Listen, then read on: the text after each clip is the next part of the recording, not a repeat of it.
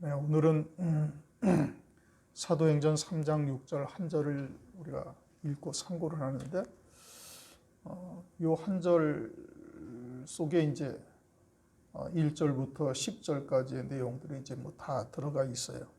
그래서 뭐 굳이 여기저기 분산되게 우리의 주의력을 분산시키는 것보다 그냥 한 절 가지고 하는 것이 낫겠다 생각이 되어져서 그냥 한 절만 읽었습니다. 오늘은 나면서 안전뱅이 된 자, 아주 태어나면서부터 안전뱅이가 된 자죠. 그래서 이제 한 번도 걸어보지도 못하고 걸어보지도 못했을 뿐 아니라 이제 성전 안에는 들어가 보지도 못한 자인 겁니다. 그리고 지금 이 사도행전 3장에 나면서부터 안전뱅이 된 자가 이제 치료를 받는, 고침을 받는 이와 같은 사건이 이제 벌어지는데, 이게 사도행전 3장은 사도행전 2장 바로 뒤에 있죠. 사도행전 2장에는 어떤 사건이 있느냐? 오순절 성령 강림하신 사건이 있어요. 그리고 오순절 성령 강림하신 사건 이후 첫 번째 표적입니다. 이것은 아주 중요한 의미를 갖죠. 우리가 마태복음을 다 상고를 했는데 마태복음 4장을 보면은 끝부분에 주님께서 이제 막 귀신을 쫓아내시고 병든 자들을 고치시고 하니까 온 사방에서 뭐 병든 자, 귀신 들린 자, 뭐 여러 사람들이 다 모여서 막 운집을 하죠. 그러자 주님께서는 호련히 그들을 고쳐주시지 아니하고 제자를 데리고 산으로 올라가셔서 5장, 6장, 7장 산상보훈의 말씀을 증거하셔요. 산상보훈의 말씀을 증거하시는데 그것은 구약에 다 있던 말씀인데, 그런데 그 말씀의 참뜻이 무엇인지를 이제 제자들에게 알려주시는 겁니다. 복이 무엇이냐에서부터 시작해서 살인죄, 간음죄가 너희들이 알고 있는 살인죄, 간음죄와는 전혀 다른 의미인 것을 말씀하고 있죠. 말씀의 초점이 전부 다 영생에 관한 것이요 하나님의 나라에 관한 말씀으로 온전한 하나님의 뜻이 무엇인지를 설명해 주시고, 그리고 뭐 맹세에 대해서 또는 이제 어떻게 기도할 것인가, 이제 주님이 제자들에게 기도까지 가르쳐 주면서 하나님께서 율법과 계명을 주시고 선지자들로 하나님의 말씀을 증거하셨는데 그러한 하나님의 말씀의 참뜻이 무엇인지를 제자들에게 낱낱이 다 설명을 해 주셔요. 그리고선 산에서 내려오시자마자 첫 번째 고치신 병이 문둥병자죠. 유대인들이 문둥병자라는 얘기입니다. 대표적으로 문둥병자 하나를 주님께서 고쳐주시는 이유가 뭐냐? 그것은 유대인들이 다 영적으로는 이와 같이 문둥병 걸린 자들이다라는 것을 계시해주고 있는 거예요. 문둥병은 저주받은 병입니다. 아주 대표로 저주받은 병이에요. 대표로 저주받은 병에 걸려가지고 유대인들이 하나님이신 그리스도가 이 땅에 육신을 입고 오셨는데 전혀 알아보지 못해요. 말씀이 없나요? 아니요, 말씀이 있습니다. 제사를 드리는 법도를 모르고 있나요? 아니요, 하나님 앞에 철저히 제사와 예물을 드리고 있어요. 그리고서는 말씀을 철저히 지키고 있는 바리새인 사두개인들이 유대 사회의 주축을 이루고 있는데, 그런데 예수 그리스도를 못 알아보는 거예요. 그 이유는 뭐냐? 그것은 하나님의 말씀을 주셨는데 말씀의 본질, 하나님의 뜻, 소위 말하는 진리라는 것은 외면해버리고 자기들 나름대로 해석을 해서 엉뚱한 방향으로 하나님을 알고 하나님을 섬기고 있는 거예요. 그러니까 말씀을 주신 하나님과는 전혀 다른 하나님을 섬기고 있는 거예요. 그러니까 예수님이 오셔도 예수님이 누구신지를 모르고 있어요. 그러니 하나님의 말씀을 받지 아니한 이방인보다도 못한 자들이 되어 있는 거예요. 하나님의 이름으로 하나님을 가증하게 섬기고 있는 자들이 된 거예요. 하나님의 이름을 경홀히 부르고 하나님의 이름을 만홀히 여기고 하나님의 이름으로 외치면서 엉뚱한 것들을 행하고 있으니 하나님이 보시기에는 이것은 완전히 하나님으로부터 저주받은 자와 다를 바가 없다라고 하나님께서는 보고 계시는 거예요. 그것이 주님이 하나님의 말씀을 참뜻을 깨닫게 하시고 증거하시고 첫 번째로 행하신 이적이에요. 마찬가지로 오늘 사도행전 3장은 오순절 다락방에 성령이 임하신 이후에 성령의 충만함을 입은 베드로, 야고보, 요한, 베드로와 요한이죠. 베드로와 요한에 의해서 나타난 첫 번째 사건이다 이겁니다. 첫 번째 이적인 거예요. 그러면 이것은 무엇을 말하는 거예요? 유대인들이 나면서부터 안전뱅이다 이 뜻인 겁니다.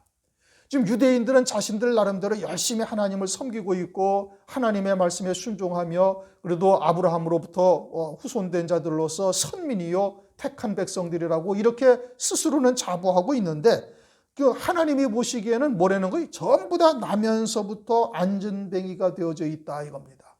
나면서부터 안전뱅이가 되어 있어요.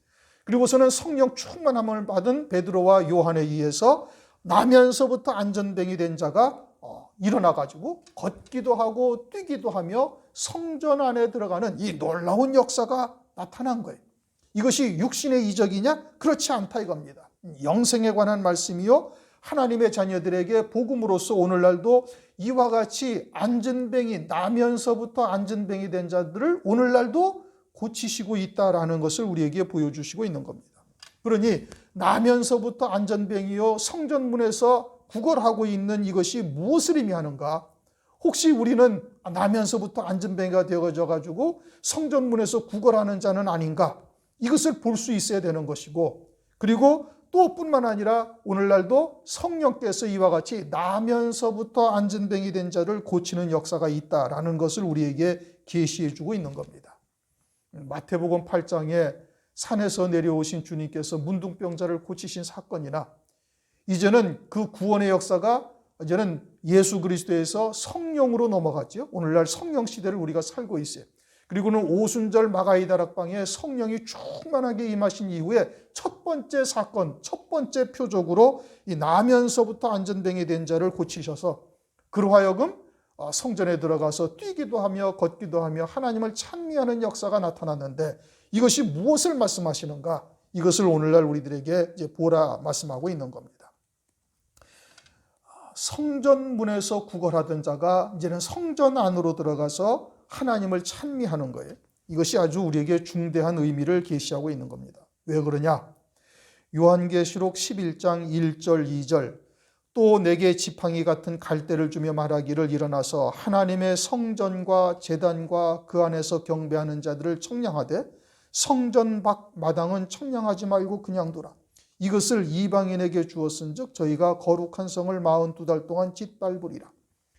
환난 날이 되면은 두 증인들이 이제 사역을 하는데 그들이 어디를 청량하면 성전과 성전 안에 있는 자들, 성전 밖 마당에 있는 자들은 아예 그들은 청량하지도 말라 이겁니다. 그것은 아예 마귀한테 줘버렸고 42달 동안 마귀가 그들을 아주 짓밟고 유린하리라. 다시 말하면 짐승표를 받고 짐승에게 경배하는 자들이 되어져서 환난날 후 3년 반에 하나님의 진노의 심판을 받을 자들이 되어질 것을 말씀하고 있고 그들은 아예 청량도 하지 말라. 그리고는 성전 안에 있는 자, 그들을 청량하라고 말씀하고 있는 겁니다. 그러니 환난날의 구원의 대상은 일단은 성전 안에 들어가 있는 자가 되어야 되는 거예요. 그런데 이 안전뱅이는 어디에 있어요? 성전 밖 마당에 있어요. 성전 밖 마당에서 문에서 구걸하며 있다 이겁니다. 그리고서는 아예 나면서부터 안전뱅이니까 성전 안에는 한 번도 들어가지가 않은 거, 들어가 보지를 못한 거예요. 그러나 이 마지막 환난의 때 구원의 대상은 성전 안에서 경배하는 자들이에요. 성전 안에서 경배하는 자들을 말씀의 잣대로 청량해서 그 가운데서 합당한 자들만 구원을 받을 수가 있는 겁니다.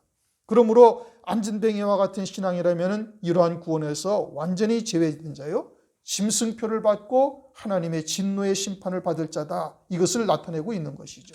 그러므로 나면서부터 안전뱅이 된 자가 무엇인지를 우리가 정확하게 알아야 되는 것이고 그와 같은 자리에 있어서는 절대 안 되는 것이죠. 그것은 환난날에 그 즉시로 멸망이다 이겁니다. 6절 시작을 이렇게 합니다. 베드로가 가로되 은과 금은 내게 없거니와, 은과 금은 재물이죠. 5절을 보면은 이 안전뱅이가 그에게 무엇인가 얻을까, 5절 그가 저희에게 무엇을 얻을까 하여 바라보거늘. 그러니까 나면서부터 안전뱅이 된 자는 무엇을 얻을까 하고 베드로를 바라본 거예요. 무엇을 얻을까 하고 바라봤어요? 은과 금, 다시 말하면 재물을 바라보고 있죠. 그것을 바라보면서 성전 미문에 앉아 있으면서 구걸을 했다 이겁니다. 그것이 성전 미문에 앉아 있는 목적인 거예요. 그리고서는 성전에는 평생 한 번도 들어가 본 적이 없고 나면서부터 안전뱅이에 대한 자의 모든 목적이 어디에 있다? 은과 금에 있다 이겁니다. 다시 말하면 이와 같은 신앙은 그 신앙의 모든 목적이 은과 금에 있음을 말씀하고 있는 거예요. 물론 은과 금은 세상에서 가장 귀한 것이죠. 목숨만큼이나 귀하게 생각을 하고 있습니다. 그래서 때로는 그것 때문에 목숨을 잃기도 해요. 그만큼 목숨만큼이나 귀한 것이 은과 금이죠. 그러나 그와 같은 신앙은 아직 성전 안에 한 번도 들어가 보지 못한 신앙이다 이겁니다. 그리고서는 성전 미문에 앉아서 늘 구걸하고 있어요. 물론 이 안전뱅이는 동전이나 떨어뜨려 줄까 하고 그것을 구걸하고 있던 것이죠. 그러나 이와 같이 구걸하는 자들을 통해서 영적으로 우리에게 무엇을 계시해요? 성전 안에 들어가는 자들에게 말씀의 구걸을 하고 있다 이겁니다. 성전 안으로 들어가는 자들에게 하나님의 말씀을 구걸하면서 한 조각 떨어진 말씀으로 사는 거예요. 그러니까 하나님의 온전하신 뜻은 깨닫지 못하고 조각조각 떨어진 말씀, 그저 동전 한 입 던져주는 이와 같은 말씀의 구걸을 하다가 조각조각 떨어진 말씀으로 자기 나름대로 그것으로 하나님의 말씀이다라고 생각을 하고 세상에 복된 것들만 쫓아왔다 이런 뜻인 겁니다. 이사야서 28장 13절 여호와께서 그들에게 말씀하시되 경계에 경계를 더하며 경계에 경계를 더하며 교훈에 교훈을 더하며 교훈에 교훈을 더하고 여기서도 조금 저기서도 조금 하사 그들로 가다가 뒤로 넘어져 부러지며 걸리며 잡히게 하시리라. 그러니까 이들은 그저 여기저기에서 자기들에게 복된 말씀들만 주워 담아가지고 그것들로만 하나님의 말씀이다, 그것이 하나님이다, 하나님의 뜻이다라고 여기고 그렇게 하나님의 말씀을 가지고 그러한 하나님을 바라고 있던 것이죠. 그러니 하나님의 아버지의 온전하신 뜻은 아예 알지도 못하고 알려고 하지도 아니하고 그저 몇 조각 떨어진 하나님의 말씀으로 오직 은과 금을 위한 말씀으로 듣는 겁니다. 자기들의 목적에 맞도록 하나님의 말씀을 맞추고 말씀을 주신 하나님의 참뜻은 조금도 알려고 하지도 아니하는 자, 이게 나면서부터 안전뱅이요 성전 미문에 앉아 구걸하는 자다 이겁니다. 그러면서 자신들도 하늘을 소망한다고 이야기를 합니다. 천국도 이야기를 합니다. 하늘 위의 영광, 어린 양의 안에 그리스도의 신부를 다 알고 있죠. 그러나 그들이 이 땅에서 바라는 바는 전부 다 은과 금이요 세상의 복된 것의 말씀에 초점을 맞추고 그것을 위해서 예배를 드리고 그것을 위해서 헌신하고 그것을 위해서 헌금을 합니다. 성전 안에 있는 세계, 다시 말하면 하나님 나라에서 이루시는 하나님의 구원의 세계는 전혀 깨닫지도 못하는 거예요. 보지도 못하고 보려고 하지도 아니하고 그저 막연하게 하나님 나라는 알고 있는 겁니다. 그리고는 온통 눈에 보이는 세상만이 그들의 신앙의 목적인 것이에요. 어떻게 해서 아브라함이 믿음의 조상이 되고 그 엄청난 복을 받았는가? 어떻게 해서 이삭은 100배의 수확을 얻었는가? 어떻게 해서 야곱은 지팡이 하나를 가지고 밧단아람에 갔는데 2대나 넘치는 엄청난 부를 이룰 수가 있었는가? 여기에만 관심이 있습니다. 또 다른 부류는 어떻게 해서 물로 된 포도주가 되었는가? 어떻게 해서 날 때부터 소경된 자가 눈이 떠졌는가? 눈에 침을 바르고 눈에 또 흙을 이겨서 바른 것이 무엇을 의미하는가? 또 이런 거에만 관심이 있어요. 그리고는 조금 낫다 하는 자들은 하나님의 말씀을 가지고 신앙의 인격을 가지고 논합니다. 인품이 훌륭한 사람이 되어야 된다. 그래서 그들이 바라는 것은 세상의 평화와 가정의 행복, 그리고서는 예수님을 닮자 합니다.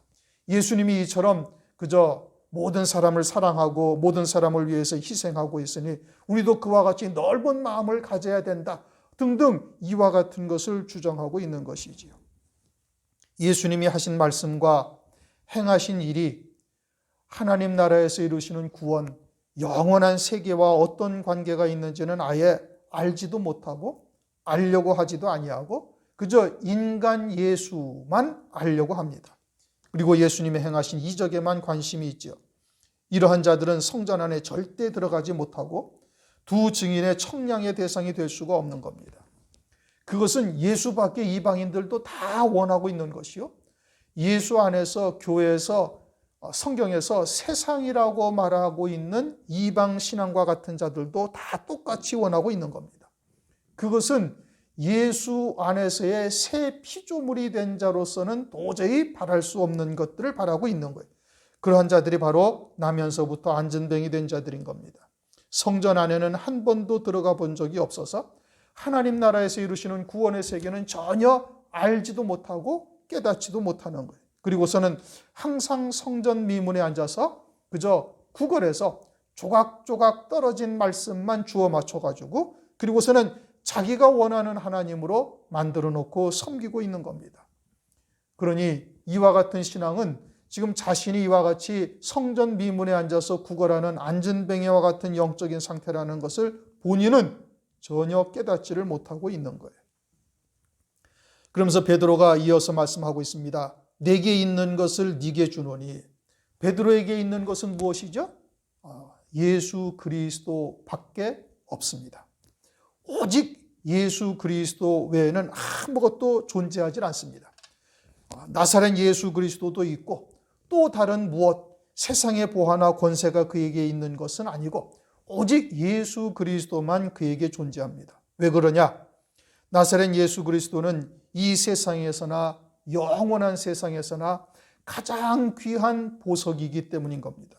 베드로전서 2장 4절 보배로운 산돌이신 예수께 나와. 보배로운 산돌이 예수님이라 하는데 보배로운 산돌이라는 것은 결국 보석이라는 뜻인데 이 나사렛 예수가 보배로운 산돌이요 가장 귀한 보석이라는 겁니다. 이는 하늘의 영원한 보석이죠.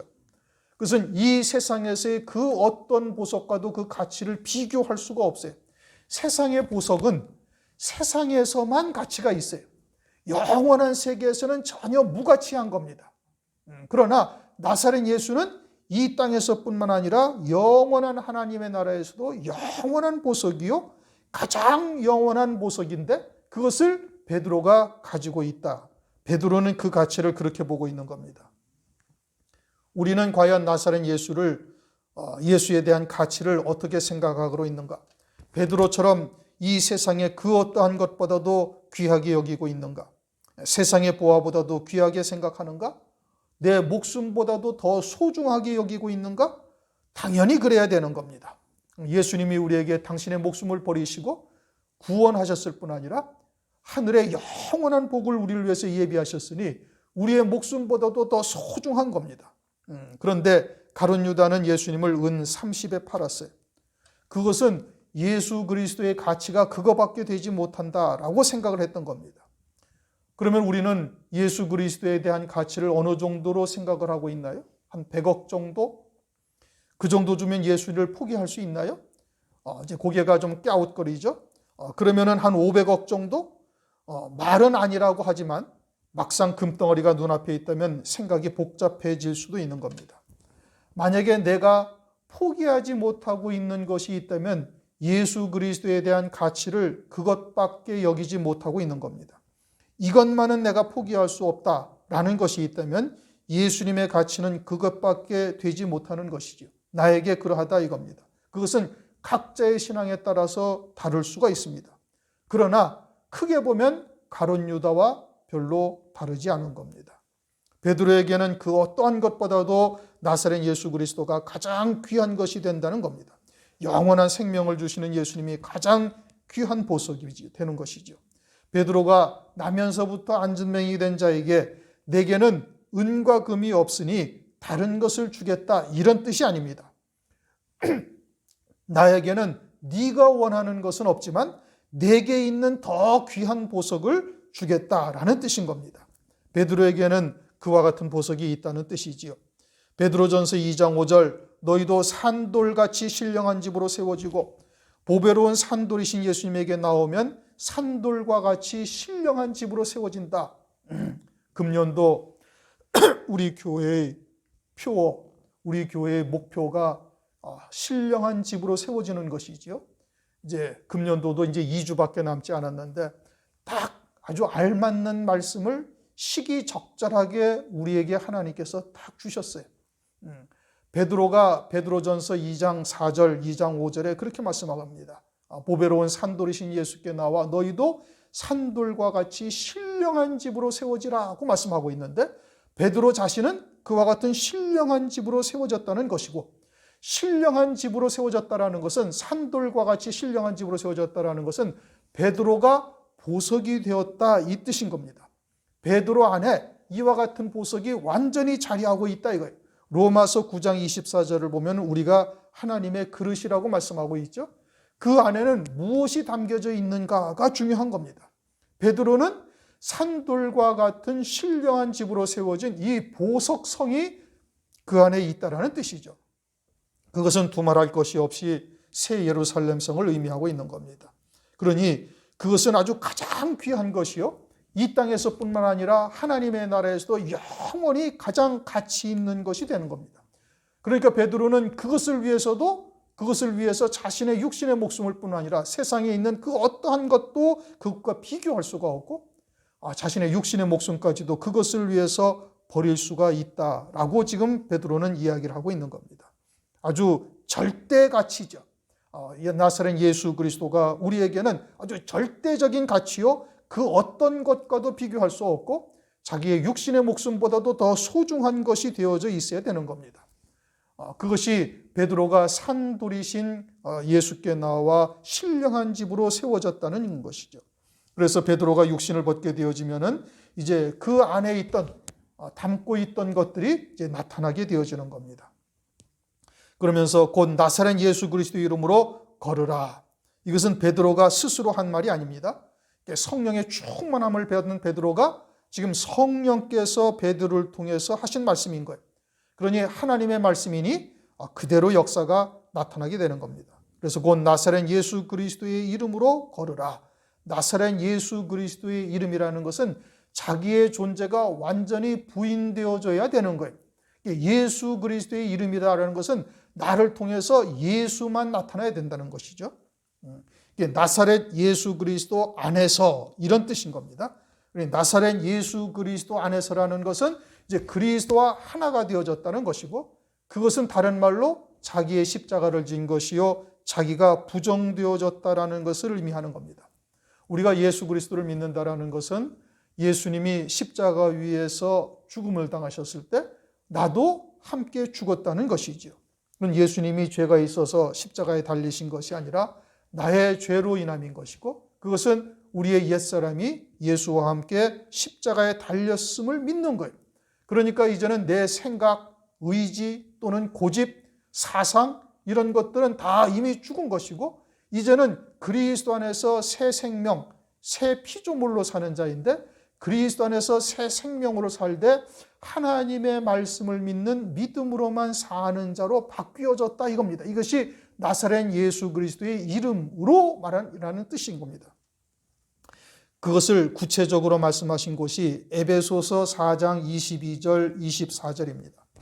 너희는 유혹의 욕심을 따라 썩어져가는 구습을 쫓는 옛 사람을 벗어버리고 오직 심령으로 새롭게 되어 하나님을 따라 의와 진리의 거룩함으로 지으심 받은 새 사람을 입으라.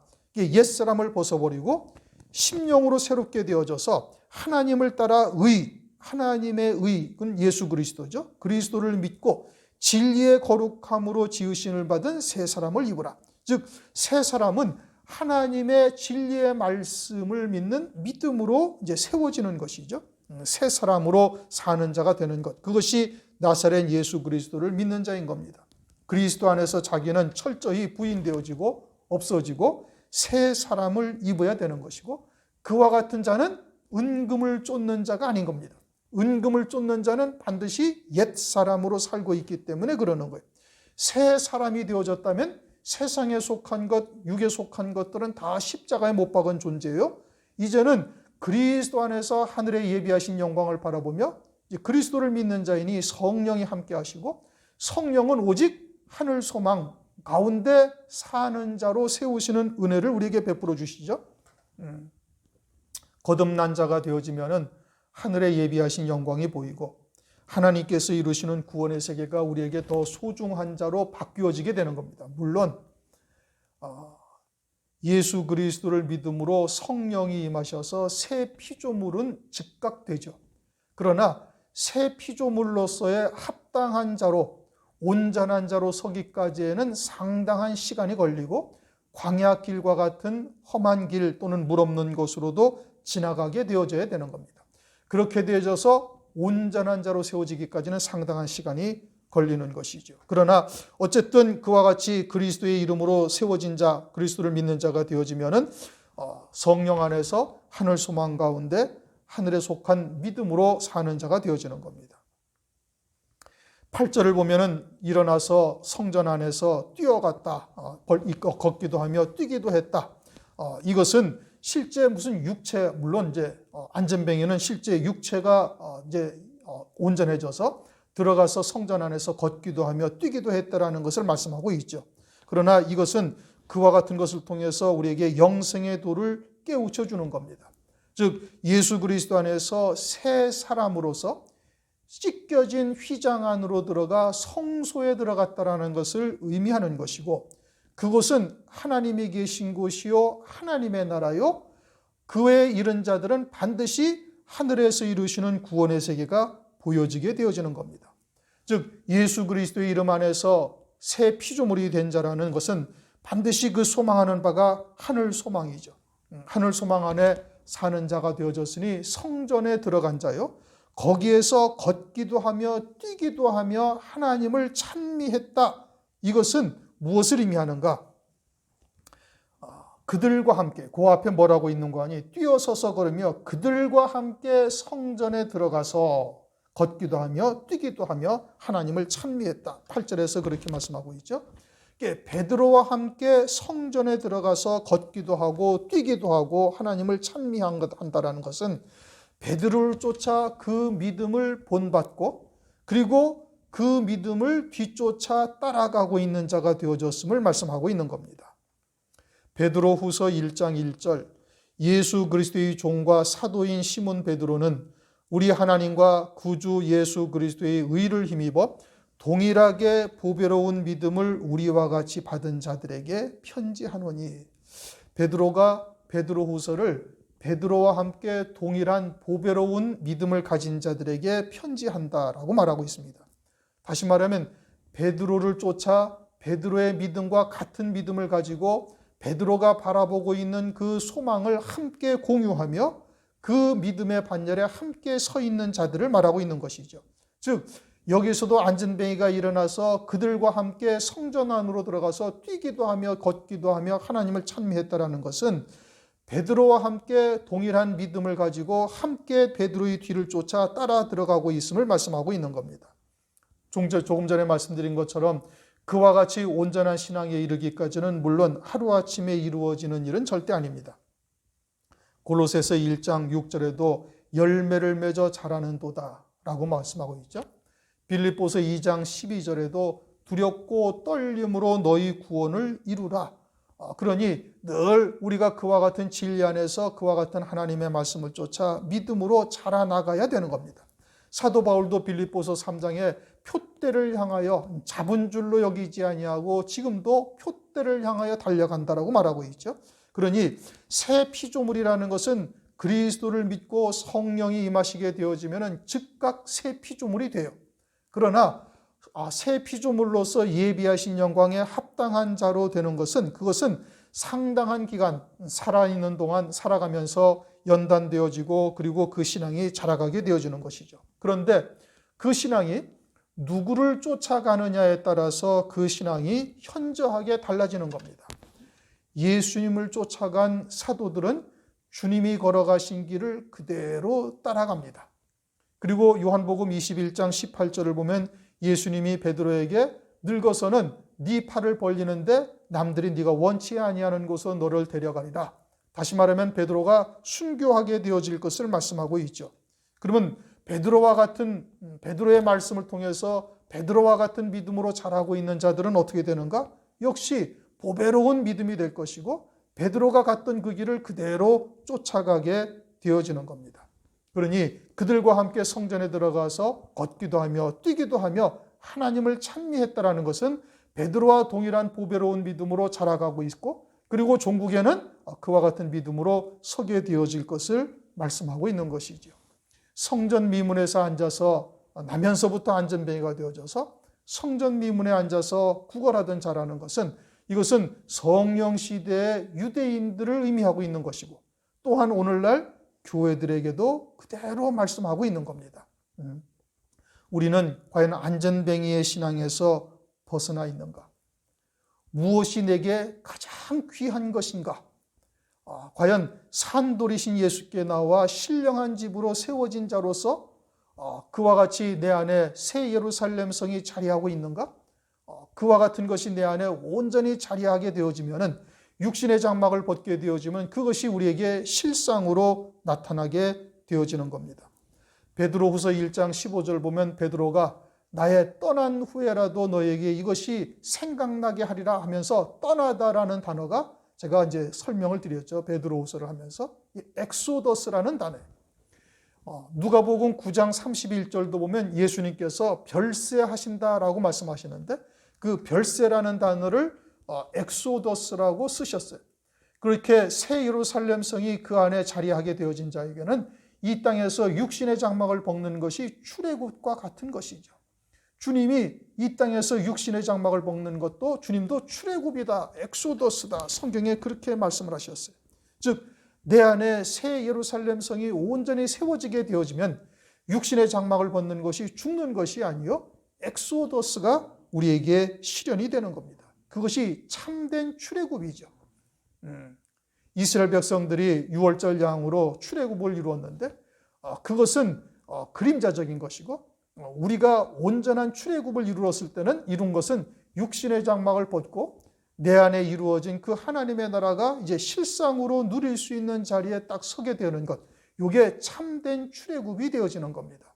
그러기 위해서는 우리가 우리 안에 가장 귀한 것이 무엇인지를 바르게 깨닫고 성전 안에 들어가서 베드로와 함께 걷기도 하며 뛰기도 하며 하나님을 찬미한다라는 것을 잘 묵상을 하고 그와 같은 믿음의 자리 또 그와 같은 진리의 말씀으로 인도함 받을 수 있는 자가 되어야 되는 겁니다. 보배로운 산돌이신 예수와 함께 신령한 집이 지어진 자가 되어지면은 그것은 베드로와 같이 우리도 출애굽을 하는 겁니다. 그건 죽음이 아니고 그것은 출애굽의 역사를 통해서 영원한 하나님의 나라에서 이제 안식하며 이 땅에서 열매 맺은 것을 누릴 수 있는 그와 같은 날이 우리에게 다가오는데 장차는 환난을 통해서 그와 같은 것이 우리에게 이루어지리라 믿어 의심치 않습니다. 그리고 그와 같은 영광의 자리에 우리가 다 이룰 수 있기를 주님의 이름으로 축원합니다. 기도하시겠습니다. 하나님 아버지 감사합니다. 오늘 사도행전 3장을 통해서 성전 미문에 앉아 나면서부터 구걸하던 이 안전뱅이를 통해 성령 시대에 처음 이룬 이 표적을 통해서 우리에게 무엇을 말씀하시는지 깨닫게 하심을 감사를 드립니다. 혹여나 우리에게도 여전히 이와 같은 육에 속한 것들이 남아있지는 아니한지 아니면 예수 그리스도가 가장 귀한 보석으로 우리 안에 자리하고 있고 함께 신령한 집으로 세워져 가고 있는지 우리 스스로를 돌아볼 수 있게 하실 뿐 아니라 다시 한번 믿음의 결단을 하며 나아갈 수 있도록 은혜를 베풀어 주시옵소서. 신령한 집이 우리에게 세워지면은 이제 육신의 장막을 벗는 것이 죽는 것이 아니요 엑소더스라 말씀하신 것과 같이 우리에게도 진정한 출애굽이 이루어지는 것임을 깨닫게 하셨은즉 우리가 그러한 믿음의 자리에 다 이룰 수 있도록 은혜 위에 은혜를 더하여 주시옵소서. 감사드리며 예수 그리스도의 이름으로 기도드리옵나이다. 아멘.